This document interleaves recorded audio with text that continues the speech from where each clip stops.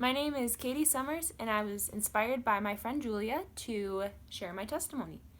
So, I have known who Jesus is my entire life.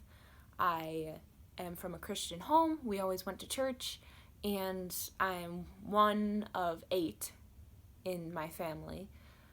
So, I always wanted to be a part of something bigger.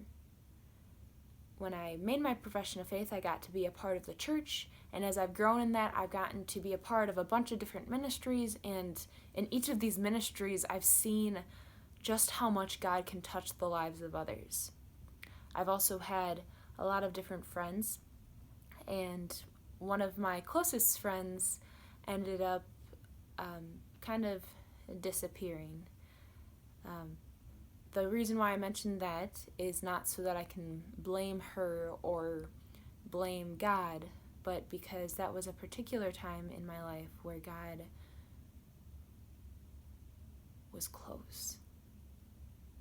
Not just because she was gone, but He reminded me that He does not change, He does not leave, and that I am His. I've learned since I was 9, because you learn a lot in that time frame, that God doesn't expect us to be happy all the time.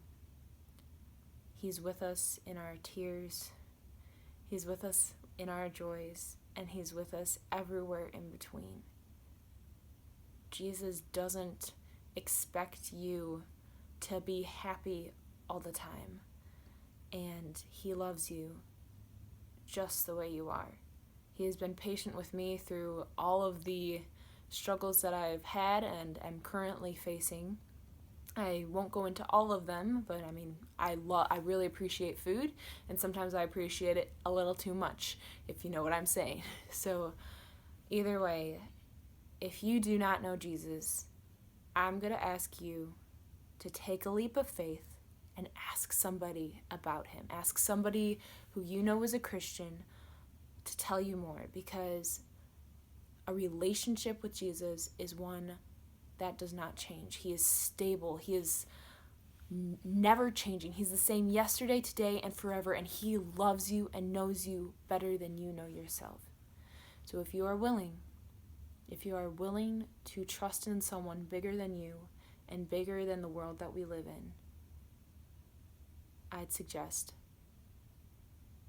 trust Jesus. I just told my story, kind of brief. I could go into more detail, but I'm trying not to.